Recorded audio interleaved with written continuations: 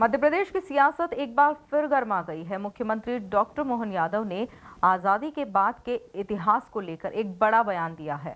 पंडित जवाहरलाल नेहरू पर उन्होंने सीधा हमला बोला है। उन्होंने कहा है कि आजादी के बाद जिन युवाओं ने देश के लिए बलिदान दिया, उनके संघर्ष और योगदान को सामने लाने का काम नहीं हुआ। मुख्यमंत्री का यह बयान ग्रामोदय से अभ्युदय मध्य प्रदेश अभियान के शुभारंभ अवसर पर सामने आया। देखिए ये खास रिपोर्ट। ग्रामोदय से अभ्युदय अभियान का शुभारंभ।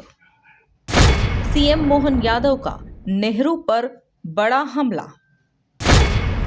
नेहरू ने आजादी के बाद अतीत का संघर्ष भुलाया।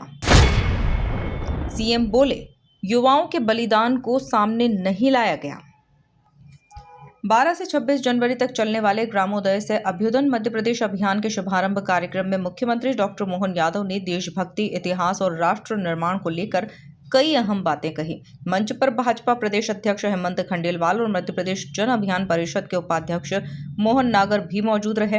कार्यक्रम को संबोधित करते हुए मुख्यमंत्री ने कहा कि आजादी के बाद देश में जिन युवाओं ने बलिदान दिया, उनके संघर्ष और योगदान को सही तरीके से सामने नहीं लाया गया। उन्होंने आरोप लगाया कि तत्कालीन प्रधानमंत्री पंडित जवाहरलाल नेहरू ने आजादी के बाद अतीत को भुलाने का पाप किया। भावना के आधार पर प्रदेश भर से अलग अलग युवाओं को ला करके जोड़ करके हमारे गांव के अंदर वास्तव में यशस्वी प्रधानमंत्री श्रीमान नरेंद्र मोदी जी के नेतृत्व में देश करवट बदल रहा है।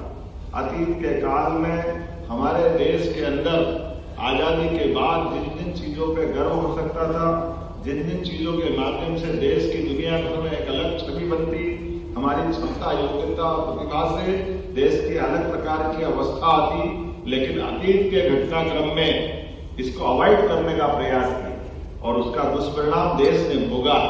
हमारे अलावा भी देश में और कई देश थे जो देश की आजादी के आसपास ही आजाद हुए, लेकिन आजादी के संघर्ष में सर्वाधिक रूप से ये युवा दिवस भी है।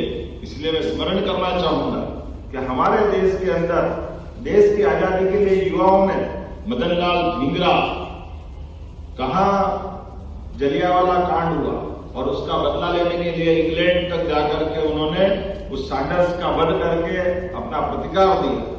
स्वामी विवेकानंद की प्रेरणा से ही देश के कई युवाओं ने, नेताजी सुभाष चंद्र बोस आईसीएस की परीक्षा पास करके उसको लात मार करके देश की आजादी के लिए अपना स्वयं पूरा जीवन देश में लगाया।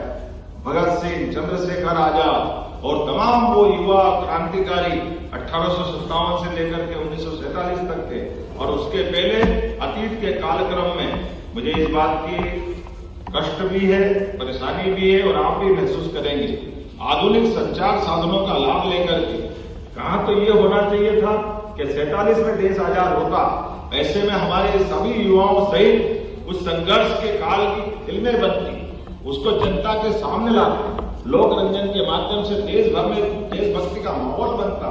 लेकिन दुर्भाग्य से आजादी के बाद पंडित जवाहरलाल नेहरू ने केवल अपने ढंग से, जिस ढंग से देश के अंदर अतीत को भुलाने का पाप किया, बड़ा कठिन दौर था, लेकिन अतीत के अंदर जिन युवाओं ने योगदान दिया उनके लिए कोई उल्लेखनीय अलग प्रकार का माहौल नहीं बनाया गया। सीएम ने कहा कि जापान और इजराइल जैसे देशों से तुलना करते हुए उन्होंने कहा कि आज प्रधानमंत्री नरेंद्र मोदी के नेतृत्व में भारत भी उन शक्तिशाली देशों की श्रेणी में आ गया है जो दुश्मनों को उनके घर में घुसकर जवाब देने की क्षमता रखते हैं।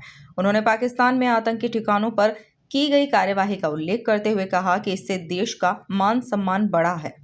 संपन्न देश जो अपने देश के विरोधियों से या आतंकवादियों से निपटने में उनके घर में जाकर मारने की हिम्मत रखते हैं, ऐसा इजराइल देश भी हमारे सामने उदाहरण है। मुझे इस बात की प्रसन्नता है, ये तीसरा देश माननीय प्रधानमंत्री के नेतृत्व में भारत भी बना है जिसने अपने दुश्मनों से निपटने के लिए पाकिस्तान में उसको घर में घुस के मारकर हमारे देश का मान बढ़ाया, सम्मान बढ़ाया। कुल मिलाकर मुख्यमंत्री डॉक्टर मोहन यादव के इस बयान से इतिहास, राष्ट्रवाद और राजनीति को लेकर एक नई बहस छिड़ गई है। Bureau report, MP news, Bhopal.